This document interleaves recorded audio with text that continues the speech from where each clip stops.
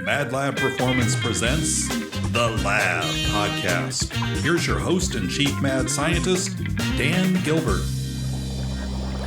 Hello, everyone, and welcome to The Lab. I'm here with the genius, top-of-the-line trainer, Luke, the hitman, Hillman. Luke Hillman. As always.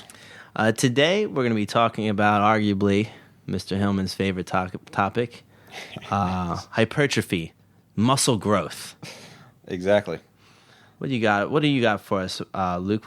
What's your passion behind hypertrophy? Why is this such a popular thing for you and other people? What's going on here? I mean, most people, I believe, when they get in the gym, most people you would ask them to get in the gym to look good, right? Yeah, I mean, that does seem it's usually some kind of body goal. Yeah. Right? Whether it's, yeah, for sure. Whether it's physique, whatever, you want to look good for the ladies, whatever it is. Yeah. All right? And to achieve that, you need to grow muscle. Or ladies look good for the men. Yeah, exactly. Could be. Or men for men, ladies for ladies. Who knows? Exactly. Who knows? Whatever is your thing. Floats your boat. Yeah. Got me a little off topic there, Dan. So I like to throw you for a bit of a loop. Yeah. Here, let's talk a little NBA. I'm just kidding. Another one of Luke's passions, and certainly not really mine. No offense, National Basketball Association. Well, a lot of people want to do this, so they want to build muscle. Exactly. Right, but they go through it in a very bad way. A lot of times. That mostly leaves them either injured and then pulls them out of the gym. Or is just ineffective or in just general. Ineffective in general, yeah. Right. What are some things that you see where you're like, what are you doing? Like, why are you doing this? Excessive pressing. By pressing, you mean horizontal pressing. So just overly doing your bench. When I say overly doing your bench, not just your traditional barbell. Then we're going to the dumbbells, and then we're doing an incline dumbbell one. All these same motions just for one muscle group. But they're all different exercises, Luke. Doesn't that mean that I'm getting symmetry somehow, some way? Not at all. Right. So you're saying don't bench press Monday through Friday, and then do maybe some legs Saturday. No. I mean, when you're looking at an aesthetic build, and there's always in the pros, whether they're just your bodybuilders, and when I mean like the real bodybuilders, or your physique guys, the real physique guys, you know what I mean? Not just your typical gym goer. But these guys, there's strategy behind it on what muscles you train, because it's all about perception and what you look like.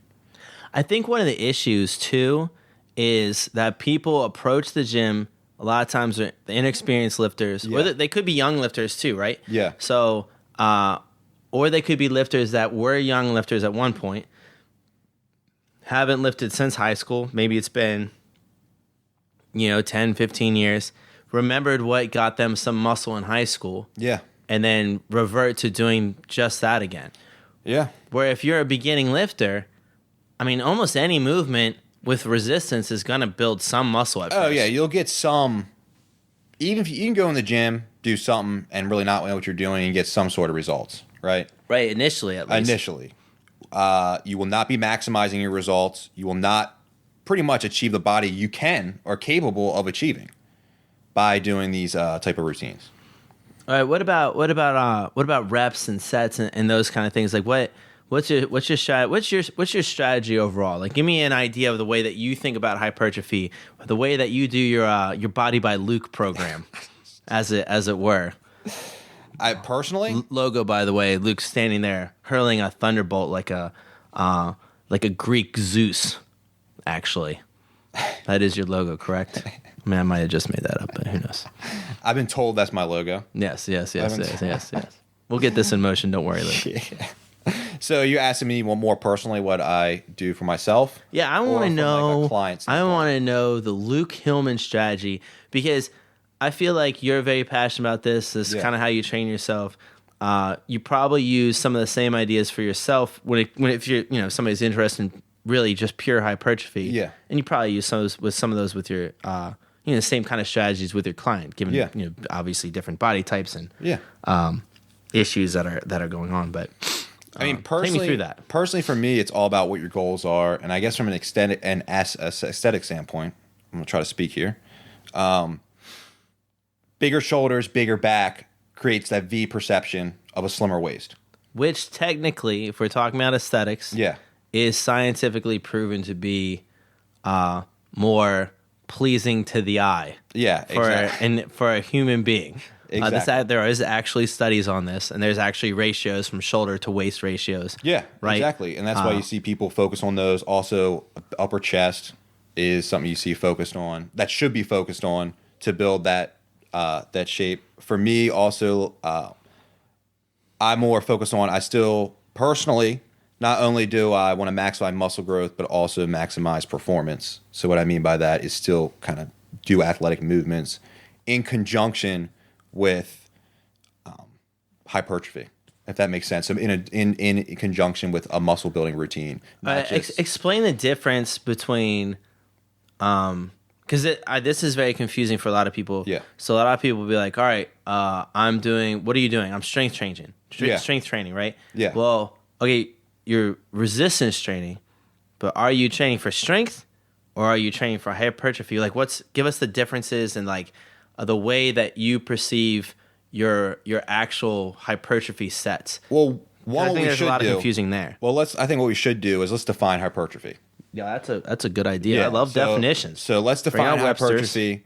So what typically you're told in your standard training manuals would be hypertrophy is considered 8 to, I believe, 12 reps is considered the hypertrophy range. Right, which is whatever, right? And that's what I'm going to get to. Yeah. And then typically your strength is 4 to 6 is that's like your standard manual. Like 1 to 5. Most people have it like 4 to 6 somewhere. Yeah. And they'll be like, well, 3 sets of 6 is actual strength resist. And so what you're getting to is it's all hypertrophic.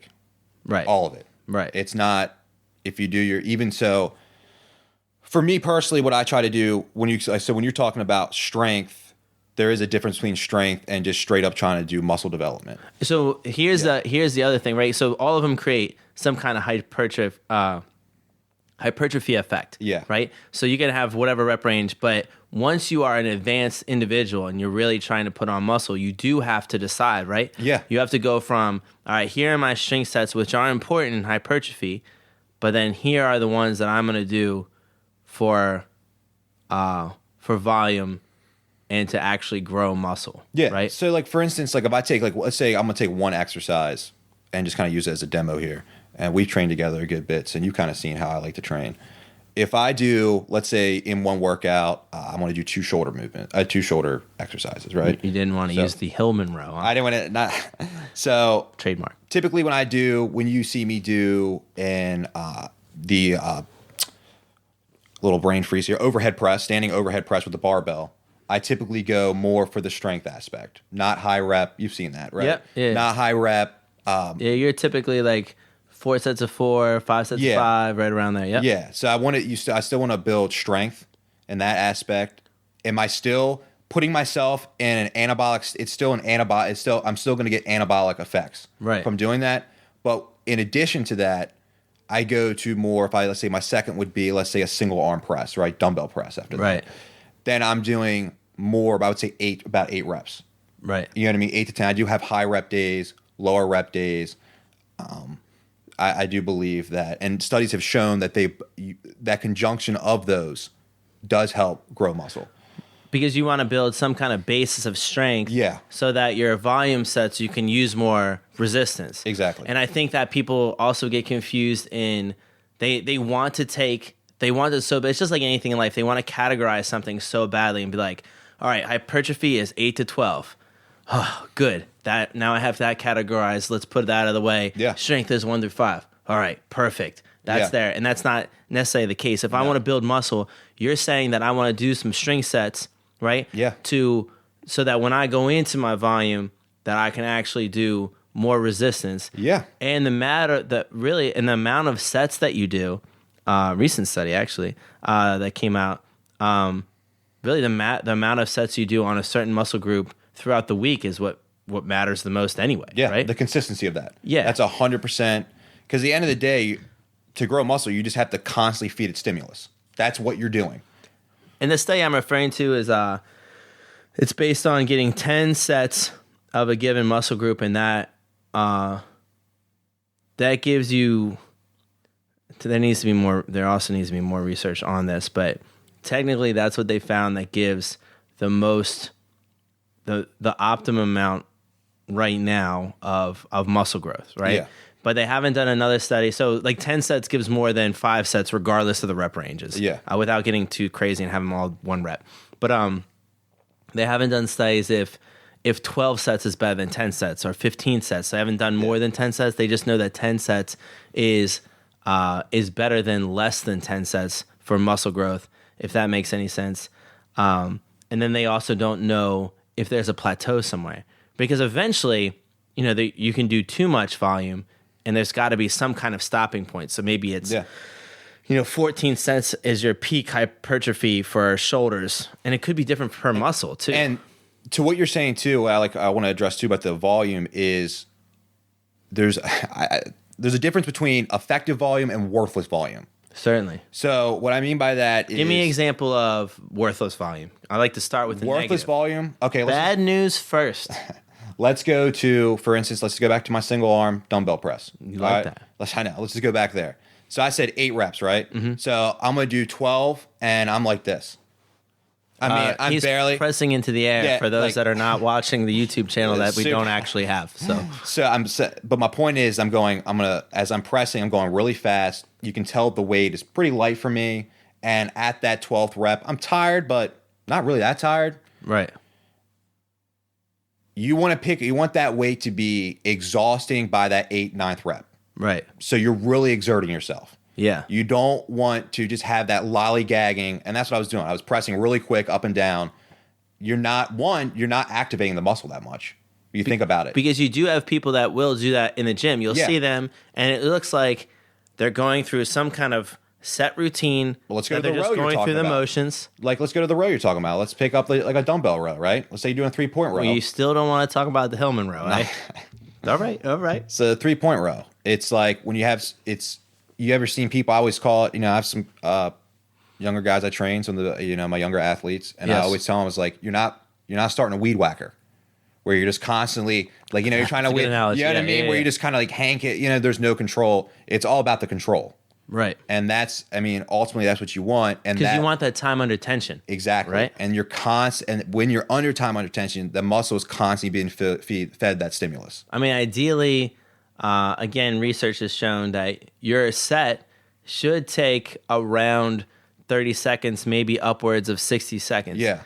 And you should be tired. Right. That's another thing. Like, because you could blast through 8 reps in 10 seconds? Yeah. 12 seconds? You see me doing certain exercises and go to the Hillman row, but by let's say if I'm doing 10 reps of that, I'm pretty beat by that 10th rep. Describe to the audience the Hillman row. I love the Hillman row. In short, cable row. Yes. Bent over with the rope attachment. Yes. Core stability. Yes. That's the Hillman row. But it's usually done with a rope attachment. A rope attachment. Right? On the floor. You're standing up. Kind of in a hinge position. Yes. And then you're pulling from the floor towards your body, almost like it's almost a bent over row, but your upper body is a little more upright. Yeah. Right? Make sure you're not in extension. So, right. Certain athletes. And by extension, he means lower back extension. Yeah. You want to be pulling and extending through your lower back so that your spine explodes. Exactly. Not that would happen, but who knows? So, and that's the thing. So that's what we want to talk about. And it's another thing, I guess what can lead us into is, your what they call working sets as opposed to non-working sets. Right. And that's another thing. So when you're talking about, about the sets you get per week, we're talking about working sets per week. Yes. We're not talking about warm-up sets. No. We're not talking about anything like that, any corrective. We're not even talking about corrective. No, you can't go and go, all right, I pressed air 4 times. That counts as one set. No. I'm going to do that 10 times, and now I've reached my 10 sets. Yeah. They have to be 10 working sets. Yeah, and strenuous. Yeah, it's got to be pretty strenuous, right? Yeah, pretty strenuous. But also on the other end of the coin, you don't have to, all your sets don't have to reach failure either. And that, I think, is also another common myth, is that everything I do has to be to failure. Everything I do has to be completely exhausting. Yeah. Right? You need to work, but you don't necessarily have to go to exhaustion. You can, but like they just have to be working sets if we're looking at just pure true hypertrophy. Right? And another thing when we're talking about working sets too, full range of motion. That's another thing that I would see. You see people in the gym not doing full range of motion? I would say 80%. I would say 70% of the people you see in the gym do not do full range of motion. That's an exact percentage. 72% is actually what our study says. Yeah. Which I Based just made up just now. A non-scientific study done by myself. But it really does seem like that. It seems like that. I mean, you could look in the gym at any given time and regardless of the exercise. Yeah. Right? I mean, somebody could be squatting, doing a bicep curl, doing a push-up, doing bench press, you see it all the time, tricep, anything. And when you think about pull-ups. When you're trying to work those muscles, you want a full range of motion so you get the maximum capacity for the entire muscle. Yeah, you want to get a full stretch reflex, and then you want to get full eccentric, full concentric, like concentric. I don't know why I said it like that. Emphasis on the con. And then also you protect yourself from unneeded injuries. You know, I think a lot of injuries occur because of a lot of poorly performed sets. Poorly performed sets done in volume. Yeah, right? Done in volume. Yeah, 100%. I would agree with that. Let's go. Another thing that goes to injuries. A big problem with all injuries aside, imbalances cause a lot of injuries, 100%. Right? But also imbalances cause issues with muscle building. Yeah. And physique. With just physique. 100%. Take us through some of that and some problems that you see with that, because you did highlight on one earlier, but let's go through why that's more of a problem. Okay, so like I guess the one I highlighted on earlier was the overpressing, the over horizontal pressing. So you see that constant doing too many push-ups or bench press or whatever, and not enough Hillman rows. And you see a lot of people in the gym with, I would say a lot of people have that internal rotation in the shoulders. Yeah, right? I think it's very common. Right? What do you make, Mike's here? Wouldn't you agree with that, Mike? You've been to a lot of gyms. Luke appeals to the audience.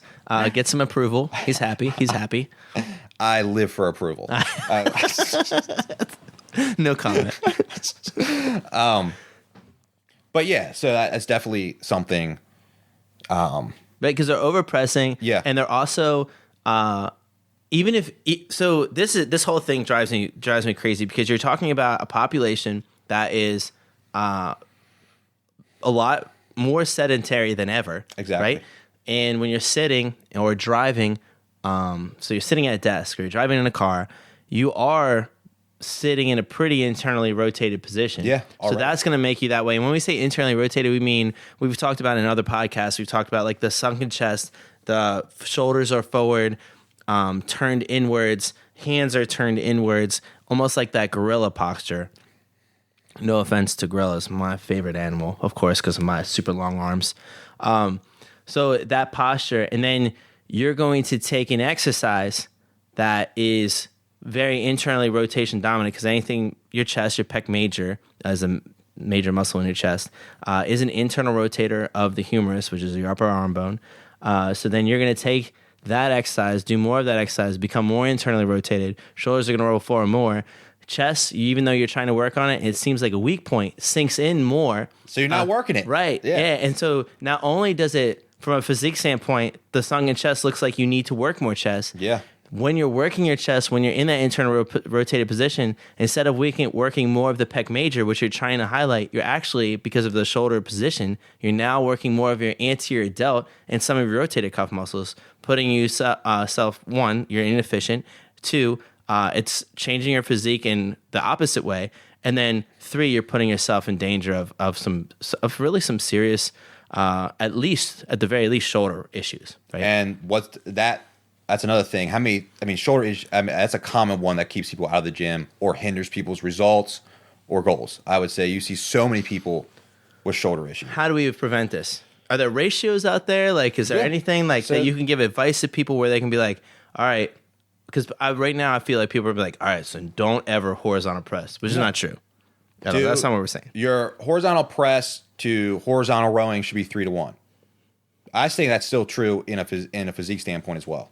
I feel like that's still, and Dan asked me earlier, I personally do that, And I feel like I've gotten great results from that. Yeah. And not only has that helped me in a physique way, but healthy way. I have healthier shoulders, so I'm able to super healthy shoulders. So I'm able to I'm aesthetically pleased sitting here, Luke. I'm able to perform those sets you're talking about. So I'm actually working my shoulders. I'm actually working my chest. I don't have that internal rotation. Right. I don't have that constant shoulder pain. And I do a lot of volume for my shoulders, as you've seen. Yeah. And because of the ratios I do with my rowing, I honestly, to be honest with you, I have no shoulder pain. Which is excellent. Which is you do a lot of, again, your volume. Some people would be like, oh, well, because of the volume, you're eventually going to have overuse or whatever. But you do a good job of not only adhering to your ratios, but then deloading when you're supposed to. You also get, look at this segue. I think I'm becoming a professional Mike Hamilton over there. Yes. You also really pay attention to adequate nutrition in recovery. Exactly. So, which is extremely important. Everything we said earlier in this podcast doesn't mean shit. If your Luke's one S word for the podcast. If your nutrition and recovery is not on point, it's worthless. All that work you did is literally worthless. 100%. So you're saying I can't lift 5-6 days a week and get the body I want if I sleep 2 hours a night? Some people will tell you that. I mean, but I need to get my Call of Duty time in. Well, Luke, that's your prerogative. I want to drink 4 bangs and play 8 hours of Call of Duty on top of a 12-hour workday. You're saying some have tried. Some have tried. Some have tried. All have failed. All have failed. Eventually. But yeah, these are two things that definitely need to be on point. I know, obviously, when you think of nutrition, the first thing you think is protein, which is protein really isn't a recovery agent. It's an anabolic agent. It is. And that's something that is a differential between carbohydrates that is actual recovery after you work out. That's immediate recovery. But you don't need carbohydrates at all, right? Zero carb, ever. They're not important. Not people will tell you that important. Too. And I'm not here. Get them out of here. Yeah. Take them out. The science is there. I don't need to the science is there for carbohydrates and the need for recovery. Well, brain insulin, function. Brain function. Important to most people, not important to me, thankfully. I mean, so the evidence is there. And so you got to eat well. I would say the biggest thing, everyone I would say drinks a protein shake after they work out. I think that's a common thing to some form or capacity, whatever the quality is. I see most people drink a protein shake because that's what they see. I don't see a lot of people eating carbohydrates after they work out. I actually, even from a client standpoint, I know you know this, if you tell your client to eat carbohydrates when you first start training them, they probably think you're nuts. I actually had a client recently. Yeah. I just found out that on the entirety of me training them, and this is definitely on me. It's just something that I thought I had talked about, but obviously I didn't integrate enough in them. But they always talked about being so tired after the workout, and like I can put it on somebody, for sure. And I just thought it was a normal thing. And then they always felt like they had to take a nap. And then I found out they were not eating after the workout at all. So nothing. Yeah. And I was actually, like, well, no wonder you're exhausted. I have a current client as well, newer one that I've actually been trying to work with that as well, because it's that notion that if you're trying to like cut body fat or lose weight, you like don't eat. Yeah. And it's kind of the opposite. But what you really want to focus on after your workout is, yes, you want your protein, but you need to have that carbohydrate. Yeah. Plus some of the carbohydrates have been shown to help in protein synthesis, right? Oh, 100%. Yeah. And it helps with if you take creatine, which most people I would say take creatine, right? I would say when they're trying to put on muscle size, because what do they take? Most people probably, it's a good idea. I don't know if most people do it. Okay. Yeah. So most time, if they listen to maybe our supplement podcast, they have some ideas. They would definitely get some ideas from that. So yeah. It helps, eating those carbohydrates helps kind of usher that creatine in to the muscle.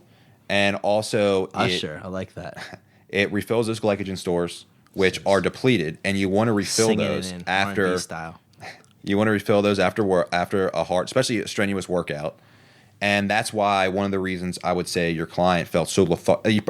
The word I use is lethargic. Yeah. You should be tired after a workout, but not lethargic. No. And I've gone through that where I was lethargic after workouts, and I didn't understand. I'm like, wow, I'm getting my protein in. What's going on? Yeah. It wasn't until I was really getting those steady carbohydrates, and I'm pretty rigid about that after I work out and need the carbohydrates. And it does help me, so I work out. You're arguably one of the most regimented individuals I've ever met. Luke, don't get Luke out of his schedule, out of his routine. You can take Luke out of his regimen. There's going to be a fit. Somebody's in trouble. There might be some validity to that. But definitely that's something I focus on, and you don't get that lethargic feeling afterwards. What is that? That's not. I thought that was a Bang you were drinking. That's some sparkling water, man. Luke's just over there debating his topic and drinking some sparkling water out of a cannon. I love it. It's amazing. Continue. Sorry, Luke. Yeah.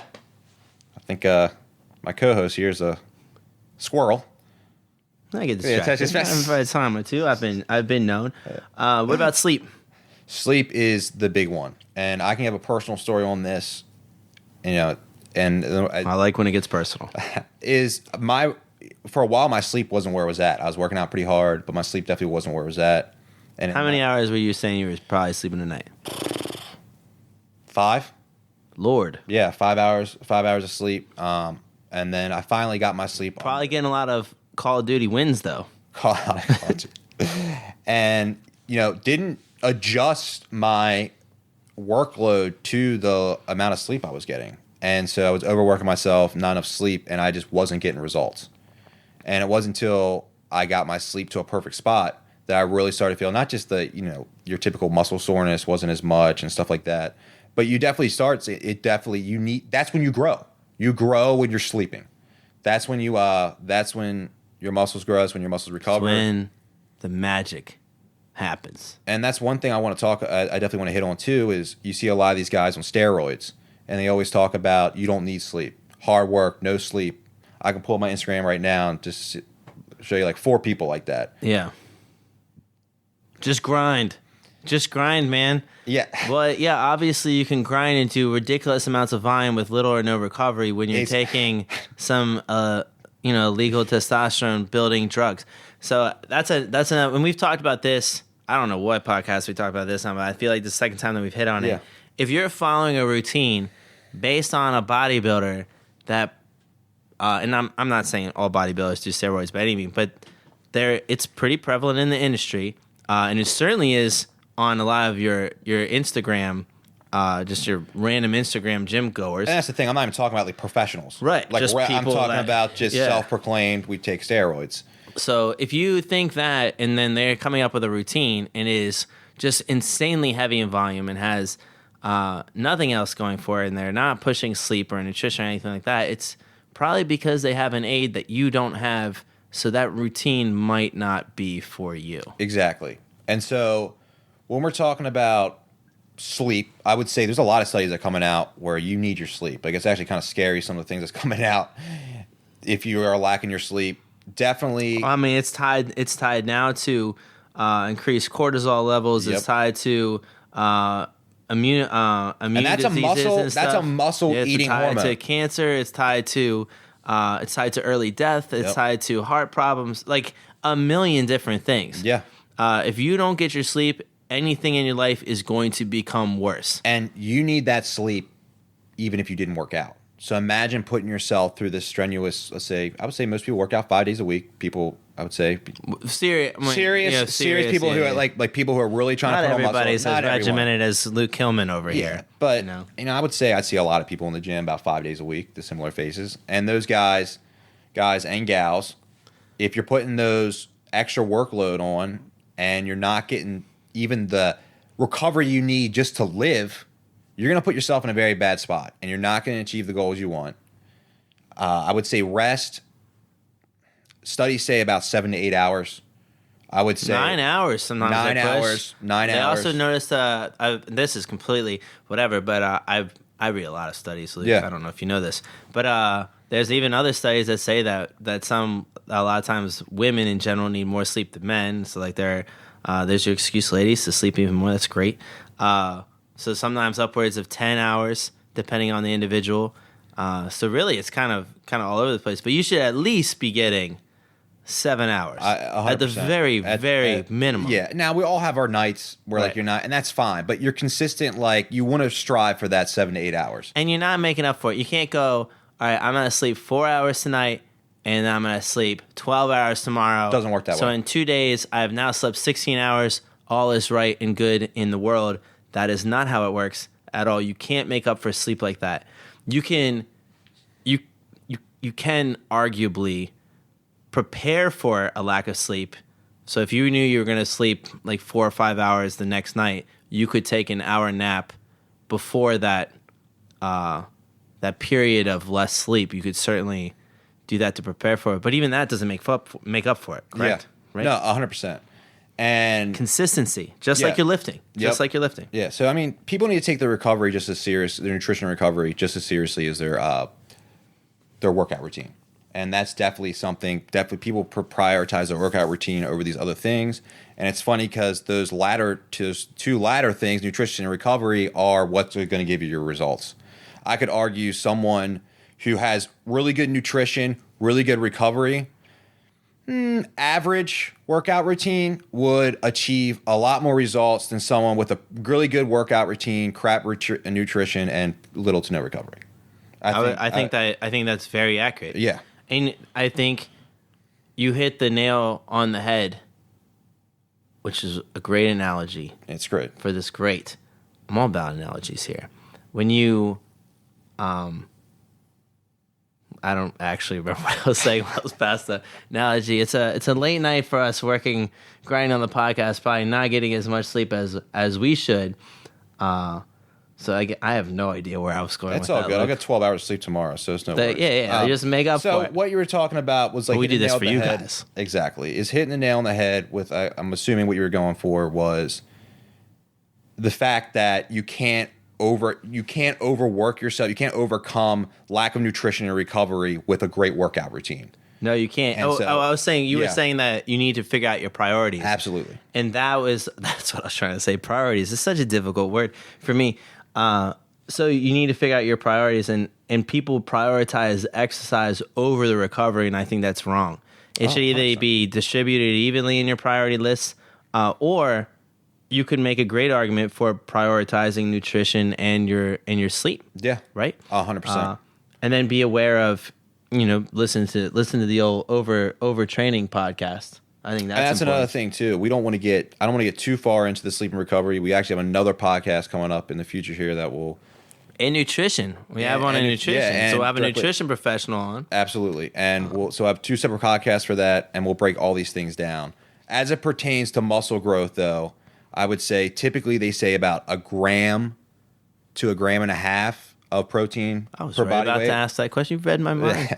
And I would say carbohydrates, that completely depends on your needs and who you are. I would say after a workout, studies have shown is about 25 to 30 grams.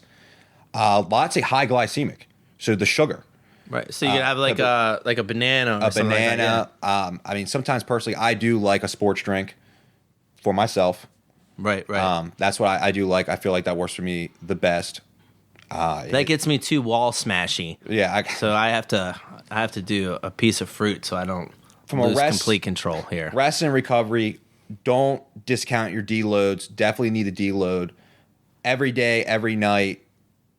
7 to 8 hours of sleep if you really want to maximize your muscle growth. 9, maybe even 10. 9, maybe even 10. I don't know what that looks like. Yeah, but I would love. Probably not realistic. So realistically, I would say for 7 some folks. Yeah, not us. Yeah, not us. Yeah, unfortunately, I would love to be able to sleep 10 hours in a row. But I would say you get those things on point, you will get results. Absolutely. Your volume. Did we cover that in summary? No, yeah. So volume comes down to also, yes, you want to prioritize your volume. So what I mean by that is know your ratios. Like for instance, we mentioned. Yeah, the ratio is very important. The symmetry. Yeah, exactly. 3-to-1 row, 3-to-1 pull to push. Yeah. And then most of your pulling should be horizontal. Yeah. Right? A lot of rowing. Now I know like certain people have different goals and I would say different struggles with muscle groups. So for instance, if you said, let's just say you were someone, let's say strictly physique, and let's just say you wanted to work on your chest. Okay. Right? I would say if you wanted to increase your chest volume, you have to increase also the pulling volume then. I would too. So definitely, we're not saying you can't. And you could go into that one. I feel like you could go into more. All right, a lot of my pulling volume, I'm gonna go into more corrective, right? I might do some kind of push up, or I might go into some form of bench press. Yeah. And then do like a face pull. Yeah. Or something, or maybe some kind of external rotation or something of that nature to counterbalance it. And when we're looking at these sets in your ratios, look through the week. It's not necessarily each day. You just have to look at what does your overall week look like. Exactly. Did you hit that ratio in the week? You could go, if you really wanted to, you could go all horizontal push one day if you wanted to. Yeah. I probably would not do that way, just because I feel like that would leave the rest of the week weird. And then also you want to try to train. I like to try to train a muscle group at least 2 days in that week, and it's easier to reach that 10 set mark. Yeah. For sure. 100%. But you could look at it that way and it wouldn't be the absolute worst. I try to hit muscle groups 2 to 3 times a week. Yeah. So I definitely, and that goes for legs as well. Yep. So that's why, so personally. Please do not forget to do legs. Yeah. When you're looking at growing muscle. And that's working muscles releases testosterone. Working bigger muscles releases more testosterone, and that helps muscle growth. Your biggest muscles are where? In your legs. In your legs. Yeah. And so, and that's a thing too, is where personally, how am I able to achieve that? I don't achieve that through split routines of chest day, leg day, and back day. You're a big full body. I love the full body. Yeah. And you can definitely, and there's a lot of bodybuilders now, some that I follow that are highly regarded, doctors that train that way. Yeah. Now, they'll do full body 4 or 5 days a week. Full body 4, and it's strategic. I'm more of an upper lower guy. Yeah. But I also have different goals. Exactly. Yeah. I mean, mine is. But that's not bad completely world domination motivated. When you're doing upper lower, let's just say you work out, I would say, if you're like I said, 5 or 6 days a week, right? You can still hit those muscle groups 2 to 3 times a week then. Certainly, yeah. And I make sure that I do. And if you think about it, like I said, if you do your chest, shoulders, legs, back, was it arms? Then what? Then you're not hitting. So then you're not even hitting what you started out with chest until what? You need a recovery day. Yeah. So you're really not hitting until another week. Right. And so you're not feeding the muscle that constant stimulus. And it goes to what you were saying to look at your week. Yeah, I feel like you're getting a lot of volume in chest day on Monday, but then then that muscle group isn't being touched until the following Monday. You see what I mean? So it's almost, so like you said, like you want to prioritize throughout the week. So you want to keep that stimulus there throughout the week. I mean, when we're talking about muscle growth, you have to constantly feed it that stimulus. I completely agree with that. So let us run this down one more time. Yes, sir. Nutrition, very important. Get enough protein. Carbohydrates are important.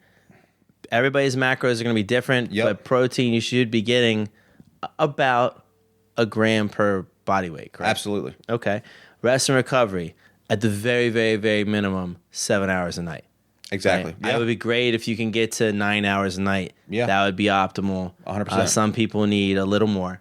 Some people a little less, depending on the body. But again, very minimum, at least 7.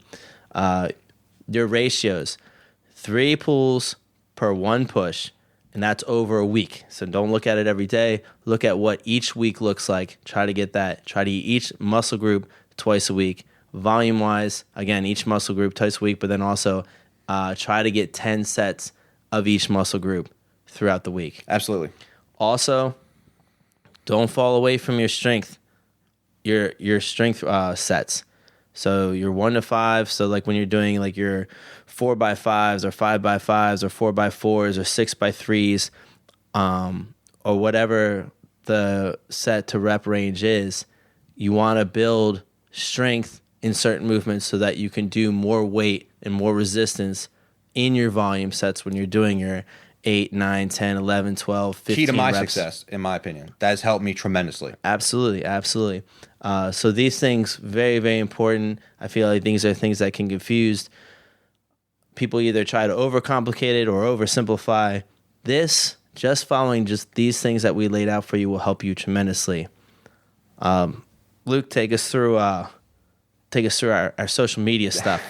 So one, we would love to hear from you guys. Like I said, this stuff is for you guys. We want to provide you this information. You can find us on Twitter and Instagram. Give us a follow. Don't be afraid to reach out.